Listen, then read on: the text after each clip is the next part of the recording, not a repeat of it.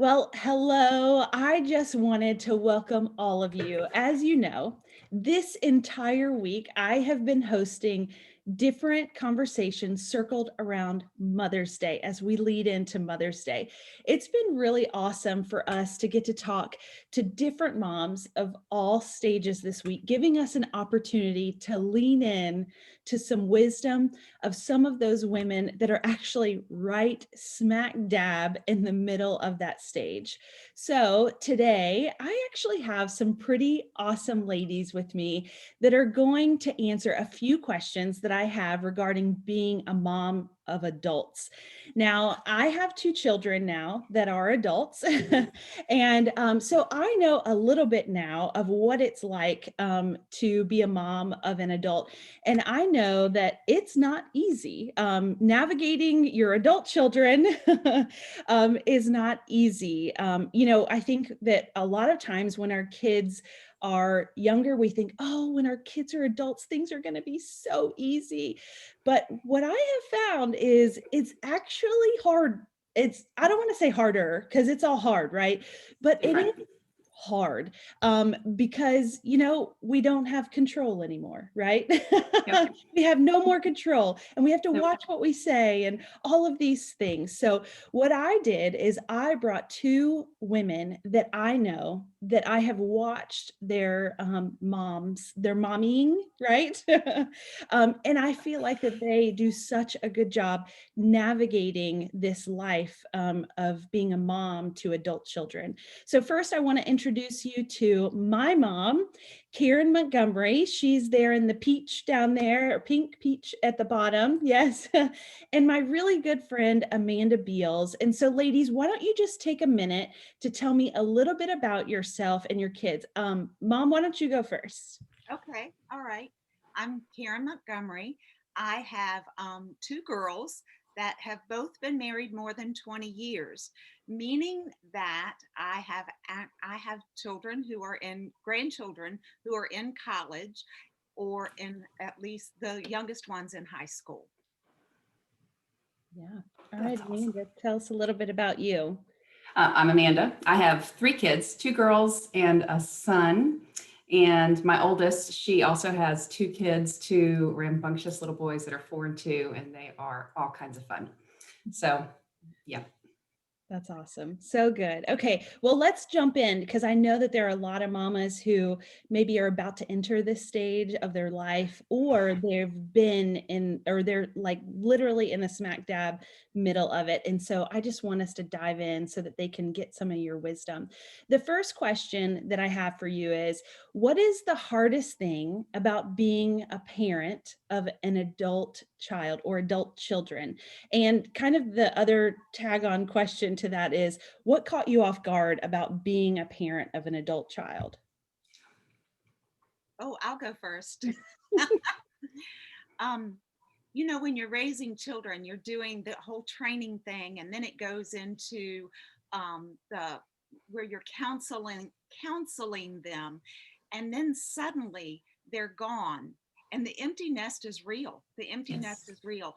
And I think for me, and it has not stopped over 20 years, is that I want to be a part of fixing their problems. And yet, that's not the role I think that I should play. I'm here for them, but I can't fix them. So that's been the hardest thing because I always fix things when you were here in my home. Yeah. Yeah. Yeah. Yeah. That's good. I can really relate to that. I know a good solution, or I've lived through that, and I would love to give you my input, but it's their path to figure out or their problem to figure out. And if they come to me, then I'm happy to offer. Um, but when you can see it, you're like, can I? No. Okay. The other part that I wasn't prepared for was the actual empty nest, and the sad and grief almost that went with that. I was not like, I knew I'd be sad, but I wasn't prepared for that at all. And so kind of navigating through that, because I love being a mom and I love hanging out with my kids and I having dinner together and all those things. Like those are all my favorite things. And then all of a sudden you don't have that anymore. So that was unexpected for me. So navigating through that a little bit was tough, but I Yeah. got there. Yeah.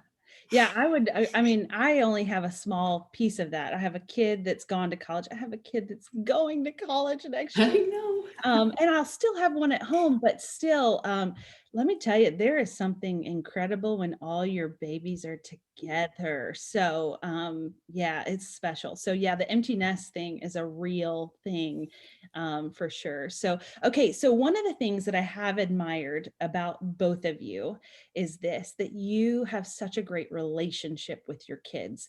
And that's a really hard thing to navigate, I think. It's so much easier when they're little, but now in this season of having adult kids, it's hard. And so I just want to kind of get your thoughts on a couple of these questions. I'm going to give you a couple questions, and I just want you to answer however you feel like you can add to. So the question is this: what is your approach to building relationships with your adult kids? How do you manage the tension of how much is too much, right? How much is too much? How much is too little? Because your adult kids don't necessarily want you like in their business every second, All the right? time. Yep. They And don't. and Amanda, I know you could speak to this. Is it different with boys and girls? Because I do think that there's a different relationship that a mom has with her girls than with her boys. And how do you manage giving advice? I'm giving you all the questions right now, so Simultaneously. All right, yes, just all all. simultaneously. So tell us about relationships with adult kids.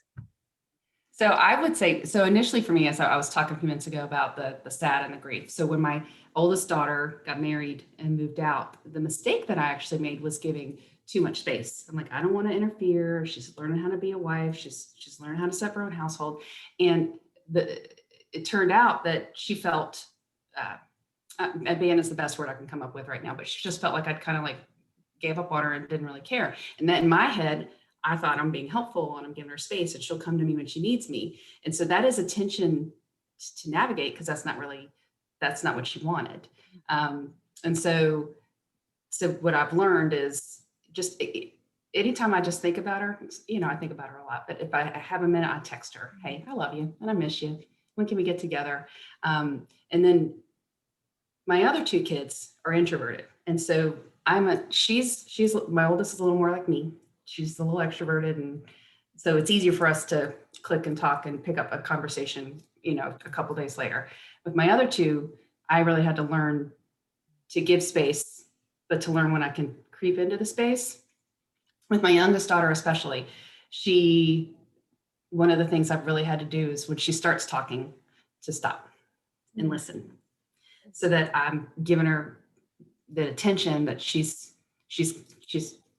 looking for. She wants it, and not necessarily when I want it, but she wants it, and not taking her need to be separate personal was another big thing for me. Like, why don't you want to talk to me? Why don't you want to hang out with me? Mm-hmm. She needs to kind of replenish and refresh herself. She needs to be alone. Yeah. So, and my son's like that too, very introverted, and just giving him that space and, hey buddy, I'm here. I love you.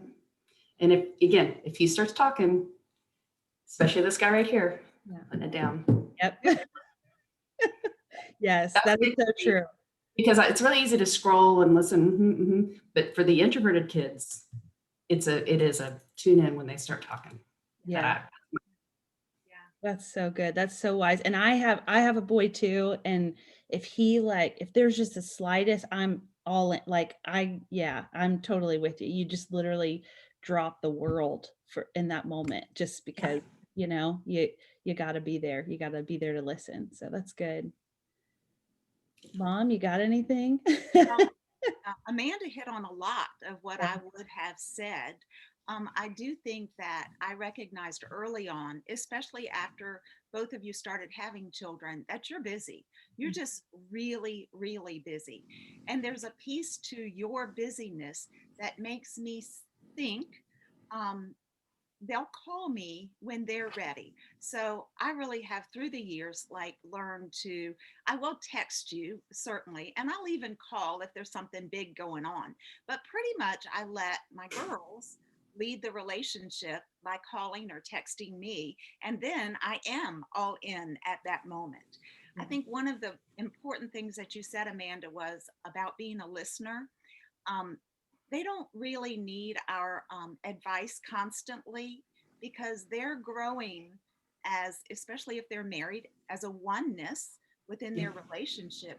And if you constantly butt in that oneness, then they're not going to learn to be one together. And so That's wise. I Yeah. try not to give advice unless advice is asked for. And then I do try to be a listener. A lot of times, if we're talking about a big thing, they're upset about something, some kind of drama is going on, I, I try to learn to just be a listener.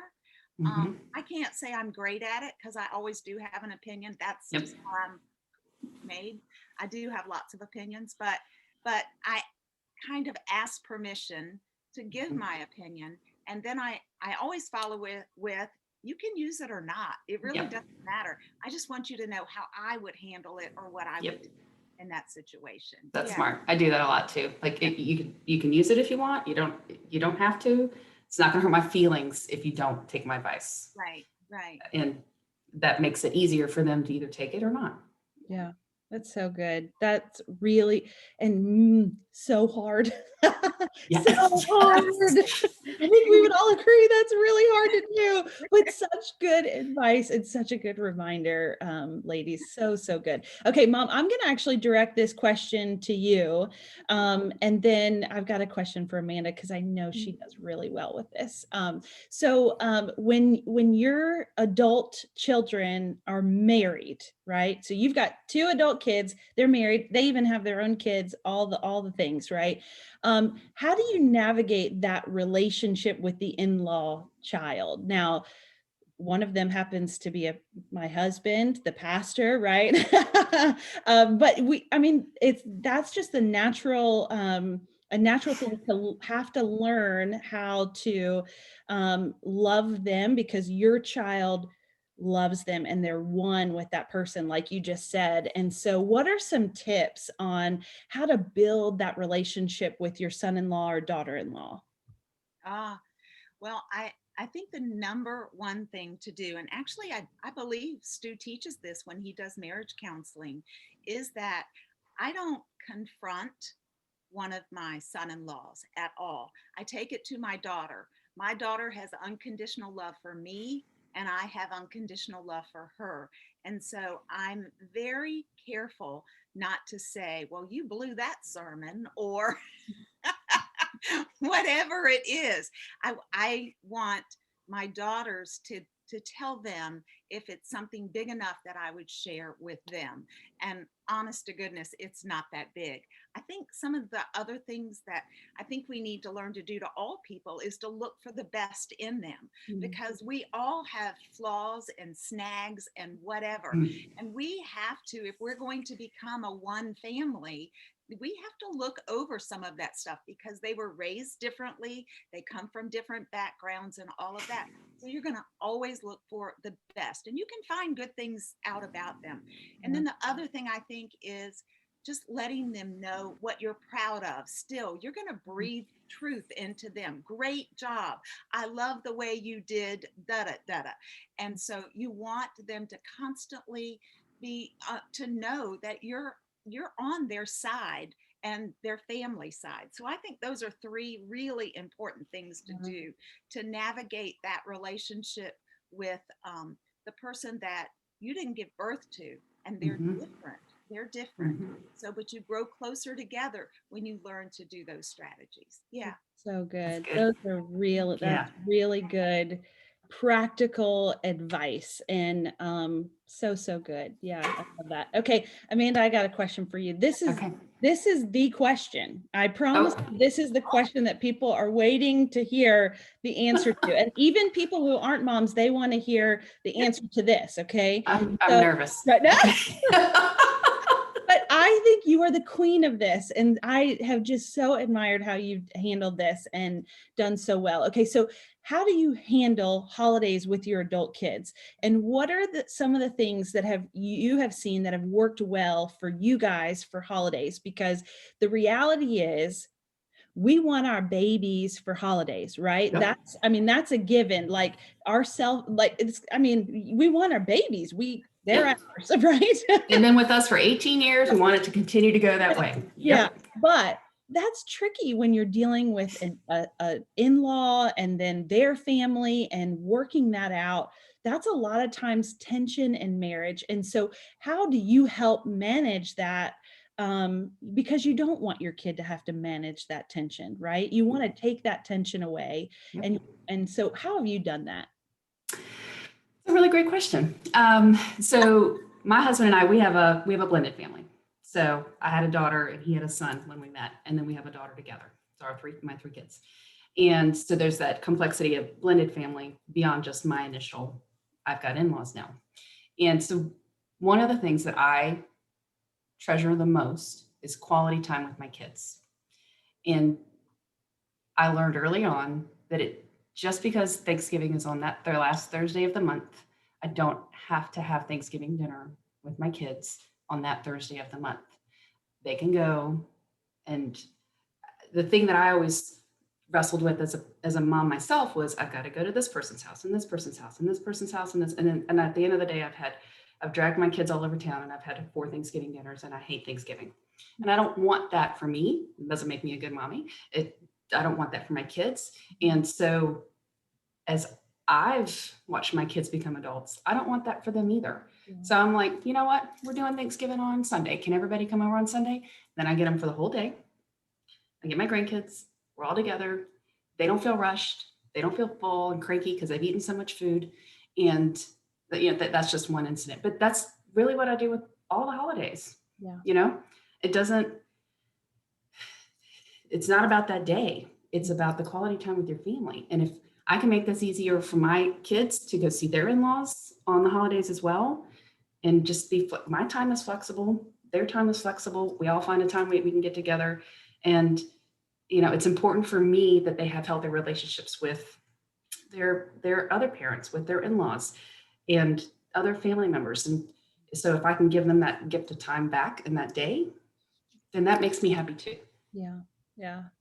I tell you, to me, this is the golden nugget, guys. This is this is the golden nugget here that you want to take away, because what you don't want to do is add additional stress to your kids. Like, that's not the goal, right? I know that it's something that we want our kids, but I think the goal is really to not add more stress to our kids. And I learned a long time ago, my dad was a firefighter. We learned a long time ago that the holiday is not necessarily the holiday. The holiday is when we're all together. And that's just, what we really learned. So listen, ladies, it has been so fun to be with each of you, but I've got one more question. And one more question for you guys. And this is an all play. Okay. Okay. Because I think out of all the questions that we could ask, and every day we've asked this same question, because this is really, as women, I think that this is what the greatest thing that we could give our kids. So I just want to know, how do you pray for your kids? And are there specific verses that you pray over them? Amanda, will you go ahead and share that? Sure. So I pray for a lot of things for them, but I pray for wisdom. I pray for compassion for themselves, self-love, and compassion for other people. I pray for their health, for provision. I pray a lot for their faith and their relationship with Jesus. I think that's just, once they're not with you and you're not the one taking them to church anymore, I think that's really important to continue to pray for that. A verse that I've migrated to lately is Micah 6:8. And I like the Message version. It says, do what is fair and just to your neighbor. Be compassionate and loyal in your love. And don't take yourself too seriously. Take God seriously. Mm-hmm. So and just kind of watching the way the world is evolving and changing and so many tensions that are happening out there, that's kind of been the direction that I've moved towards with prayers for my kids and grandkids. I love that. So that verse is Micah 6:8. Okay. Yes. Perfect. And that was the Message translation. Yeah. So good. Write that down, guys. Micah 6:8. Pray it over your kids. So good. Okay, Mom, share. Tell me what you pray for us for. Okay, well, Amanda again hit a lot of them, which is really cool that we pray for same things. But What I probably use different words. I pray for their steadfastness, Mm, that yeah. they will stay in alignment with God and God's will, and that they'll know how to share that with other people. My verse was Second Thessalonians 3:5. May the Lord direct your hearts into God's love and Christ's perseverance. If Mm. you think about that, like, what a better thing to do than just be like more like Christ and how he persevered. I also pray for their wisdom a lot. They all have a lot of decisions to make. Mhm. Understanding and wisdom is very, very important. I picked Proverbs 2:6. For the Lord gives wisdom, from his mouth come knowledge and understanding. And I pray that they continue to grow in wisdom and knowledge. And then the last one, I really do pray a lot for their parenting, that not that it matches mine, because parenting comes in styles, just like everything else comes in styles. But I do pray for them in that way. And I've just recently, probably about the last 3 months ago, come across this verse, Isaiah 26:3. You will keep in perfect peace with those whose minds are steadfast because they trust in you, which Mm. was just breathtaking to me, Yeah. because my grandchildren do trust their parents for the perfect knowledge that, when they're hurting, they get to go there. But I do pray for their parenting a lot. Yeah. That's wise. So I good. like that. So, so good. Well, ladies, again, I just wanted to thank you so much for being with me today and having the opportunity for us to just lean into your wisdom. And mamas of adults, I hope that you were able to grab some good nuggets from today. And again, we can't wait for you to join us on Mother's Day, whether in person or So good. online. It's going to be such a special day, Yeah. and we are so looking forward to it. And thank you, ladies, again for being with me. Thanks. Thank you, Tab.